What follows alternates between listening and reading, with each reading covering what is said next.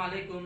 मैं मोहम्मद आसिफ खलील मुजावर, विषय शिक्षक उर्दू स्कूल खिदरापुर, केंद्र उर्दू कुरुंदवाड़, तालुका शिरोल, ज़िला कोल्हापुर।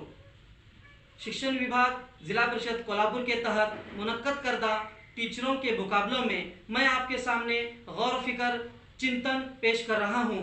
मेरे चिंतन का विषय है, क्या हमारा भारत धर्मनिरपेक्ष मुल्क है? हमारे दस्तूर की तमहीद प्रस्तावना में 3 अल्फाज बुनियादी तौर पर नहीं थे। उसमें से एक लफ्ज़ धर्मनिरपेक्ष है। ये धर्मनिरपेक्ष लफ्ज़ 42वें दस्तूरी तरमीम घटना दुरुस्ती के तहत मोहतरमा इंदिरा गांधी जी ने इस लफ्ज़ को हमारे दस्तूर में ऐड किया। उसी वक्त से अक्सर लोग ये कहते हैं कि हमारा मुल्क उसी वक्त से एक धर्मनिरपेक्ष मुल्क बन गया। उससे पहले हमारा मुल्क, हमारा भारत एक धर्मनिरपेक्ष मुल्क नहीं था। क्या दोस्तों ये बात बिल्कुल सही है? अगर हम देखें कि ये 3 अल्फाज अगर हमारे तमहीद में नहीं होते तो क्या हमारा भारत एक धर्मनिरपेक्ष मुल्क नहीं होता? तो आइए हम इस बात का जायजा लें। हमारे मुल्क को या किसी भी मुल्क को धर्मनिरपेक्ष होने के लिए किन कसौटियों पर खरा उतरना जरूरी है?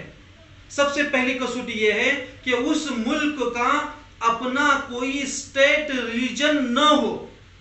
तो हमारे भारत का भी कोई स्टेट रिलीजन नहीं है। तो इससे पता चला कि हमारा भारत धर्मनिरपेक्ष मुल्क नहीं है। दूसरी बात यह है कि किसी भी मुल्क का कौमी झंडा, कौमी परचम और कौमी गीत में किसी तरह का मजहबी पैगाम न हो तो हमारे मुल्क के कौमी परचम, कौमी गीत और कौमी निशानियों में किसी भी तरह का मजहबी पैगाम नहीं है। अमेरिका एक मुल्क है।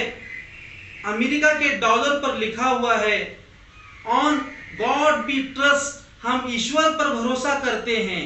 मगर हमारे हिंदुस्तान के नोट पर इस तरह का कोई भी मजहबी पैगाम नहीं दिया गया। इससे भी हमें पता चलता है कि हमारा मुल्क कौमी निशानियों और सियासत के एतबार से धर्मनिरपेक्ष है। आइए हम चंद आर्टिकल्स का मुताला करें जिससे हमें पता चलेगा कि हमारा भारत धर्मनिरपेक्ष है या नहीं। आर्टिकल 14 की अगर बात की जाए, आर्टिकल 14 कहता है कि हिंदुस्तान के हर शहरी को कानूनी हैसियत से मसावी और बराबर का हक हासिल है। आर्टिकल 15 कहता है कि समाजवाद के अंदर समाजी मामलों में मजहब की बुनियाद पर किसी से तफरीक नहीं की जाएगी। और आर्टिकल 16 ये कहता है सरकारी नौकरियों और सियासी मामलों में मजहब की बुनियाद पर किसी को भी नौकरियों से महरूम नहीं किया जा सकता। आर्टिकल 25 से आर्टिकल 28 तक ये हमें मजहबी आज़ादी का हक फराहम करते हैं। आर्टिकल 25 कहता है किसी भी शख्स को अपने पसंद के मजहब को इख्तियार करने, उसके तौर तरीकों को अपनाने और इसकी दावत चलाने की आज़ादी बिल्कुल हासिल है। आर्टिकल 26 कहता है कि हम किसी भी मजहब के प्रोग्राम को मुनक्कद करके इसका इश्तिहार कर सकते हैं।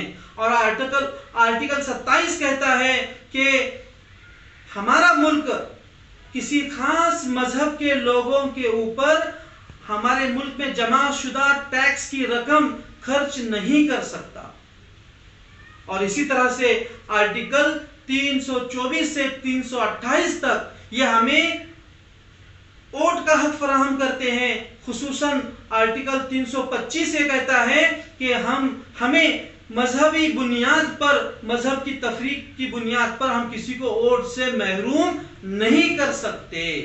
मंदरजा बाला तमाम आर्टिकलों से पता चलता है कि हमारा मुल्क किसी एक खास मजहब की तरफदारी नहीं करता, यानी हमारा मुल्क एक धर्मनिरपेक्ष मुल्क है। अल्लामा इकबाल कहते हैं, सारे जहां से अच्छा हिंदुस्तां हमारा, हम बुलबुले हैं इसकी ये गुलसिता हमारा। मजहब नहीं सिखाता आपस में बैर रखना, मजहब नहीं सिखाता आपस में बैर रखना। हिंदी है हम वतन है हिंदुस्तां हमारा, हिंदी है हम वतन है हिंदुस्तां हमारा। शुक्रिया शुक्रिया।